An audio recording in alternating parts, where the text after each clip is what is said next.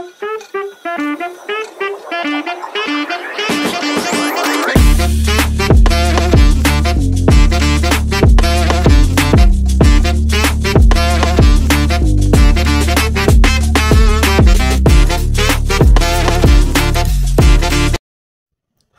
guys, hello everyone. For this vlog guys, ako po ay magluluto ng ginataan na tanigi. Ayan guys, oh. Ayan, oh, gaganda ng laman ng tanigi. So, mayroon po tayong talong, mayroong kalabasa, mayroong sitaw, sibuyas, dinikdik na bawang, garlic, ginger, sliced ginger, siling pagsigang in-slice, sili, at mayroon pa akong natirang chorizo de Bilbao. Ayan guys. So everything is in place. So let's get started. Ayan guys. Ayan. Okay.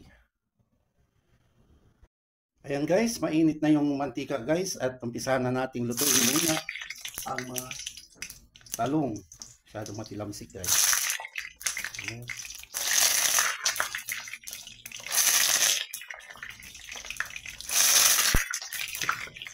Ingat kayo dito kapag dito kayo guys ha, kasi matilamsik, baka makakapag gamit kayo ng tulad ng ginagamit yung tong.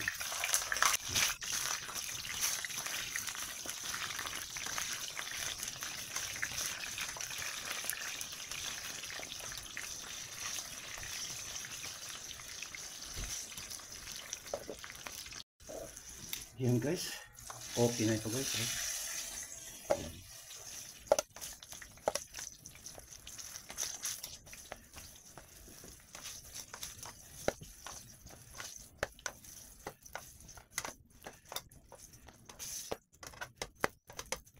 This is it.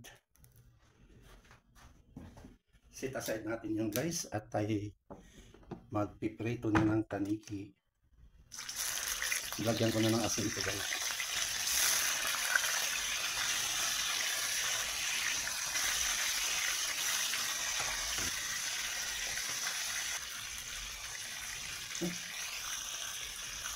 Baliktarin na natin guys.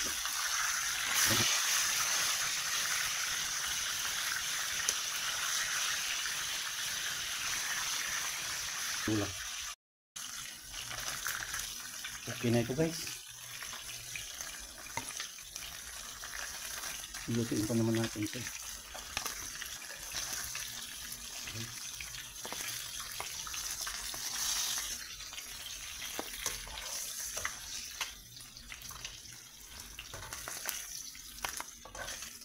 Okay na itong chicken bats natin. Yan. Uy, yan. Ayan guys, mainit na yung kasirula na ating paglutuan. Maglagay muna tayo ng konting olive oil guys. Yan. Para maano natin.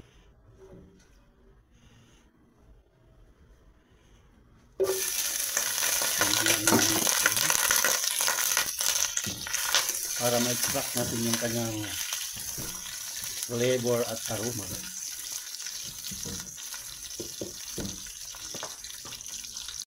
Yan. Bangkit.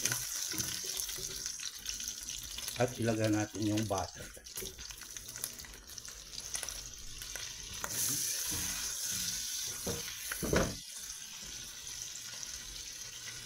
Habang pinapa-melt natin yung butter, ilagay na natin yung ating luya. Malalaking pack yung luya or ginger kasi masarap papakin yan.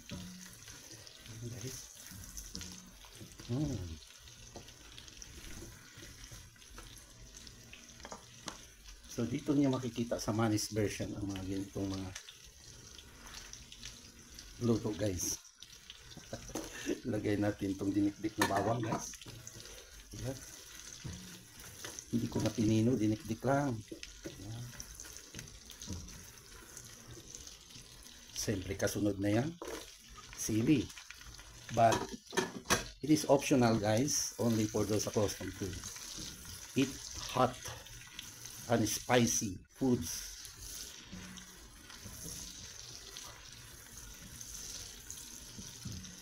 Like me, but not much. Just only medium ng ating sibuyas.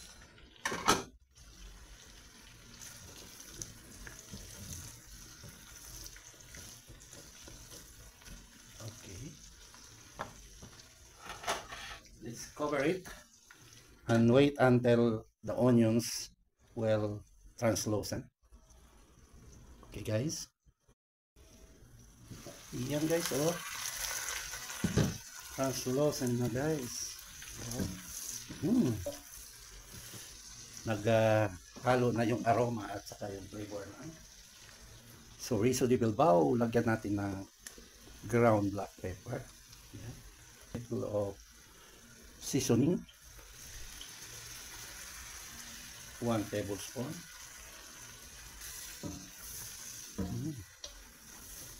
Gutom na. Iyan guys, oh. May nabili ako ng salted shrimps fry. Ayan guys, oh, hipon. So, lagyan natin ng hipon guys. 1 kutsara at kalahati. Yan. Depende sa inyo guys kung mahilig kayo sa maalat. Or kung ayaw niyo ng hipon guys, pwede naman kayo maglagay ng asin. O di kaya gamitin niyo yung patis. Yan guys. This is coconut milk guys. Yan, oh, coconut milk. Okay.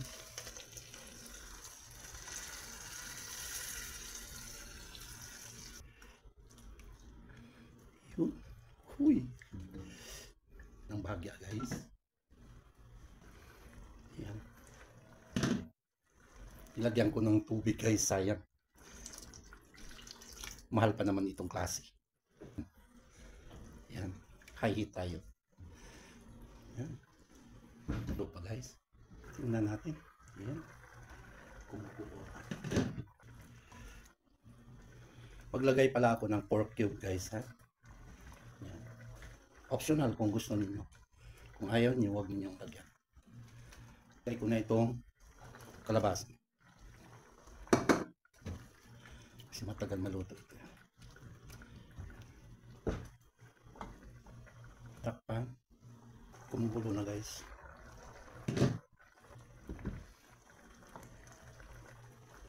Lagay ko na itong mga string beans guys. Sitaw. Guys. Yung isda guys, lalagyan ko siya ng coconut cream. Ayan, coconut cream guys. Kakangata.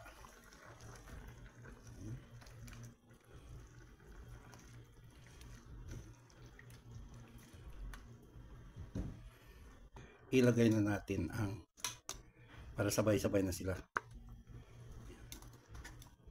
Sabay-sabay na silang maluto sa sitaw.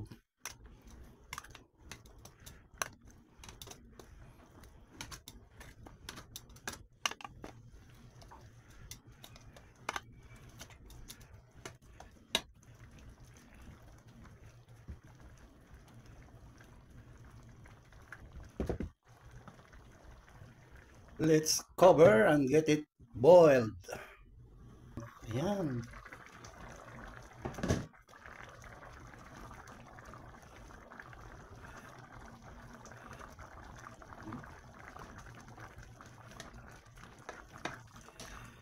Guys, kung wala kayong sitaw, pwede kayong gumamit ng bitsuelas. Yung tinatawag natin na Baguio beans. Ayan. At dahil wala akong malunggay, kaya yung piniritong talong ipapatong. Tikman natin para maihusto ang kanya lasa.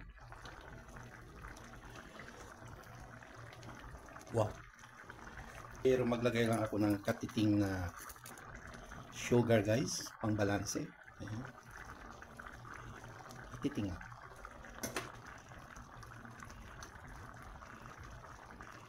Balik ka rin.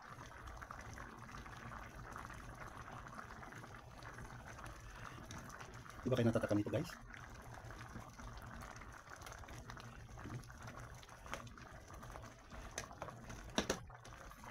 Ito guys, ang siling sigang na hiwa-hiwa natin.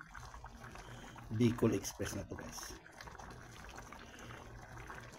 Bicol Express na tanigi. Ayan. At syempre, atin na ipapatong ang talong natin na ito.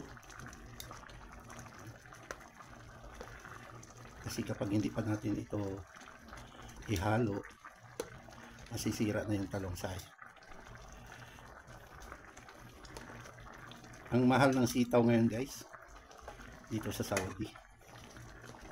Ayan. Kaya kunti lang yung sitaw. Ayan guys.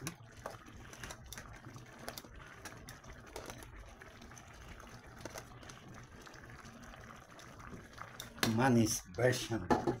Cook. Medium natin. Okay.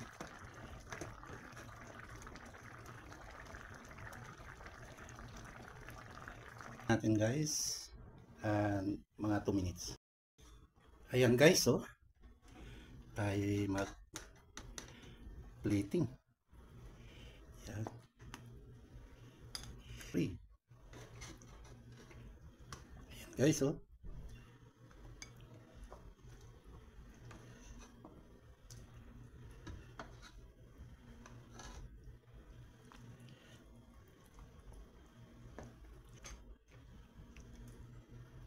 Ayan guys, nandito na tayo sa Palaway portion kung saan ating titikman ang ginataan na tanigi by Manis version. Ayan, overload. Ayan guys, oh, ang tanigi guys. Ayan, oh.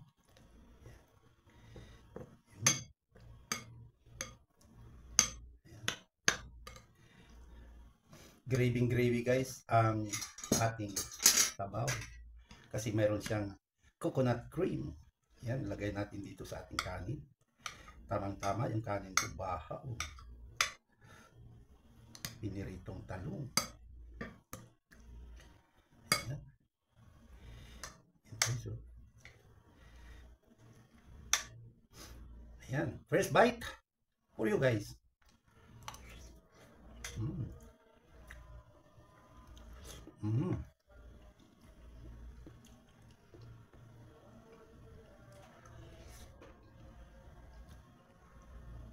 Sarap. Piniritong talong.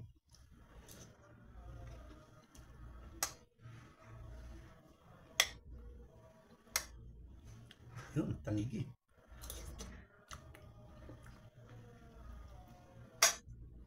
Yan, oh.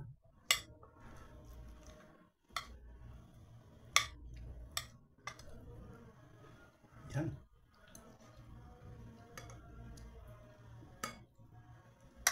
Sabaw pa lang guys, ulam na guys. Ayan, oh. This for you guys. Dami.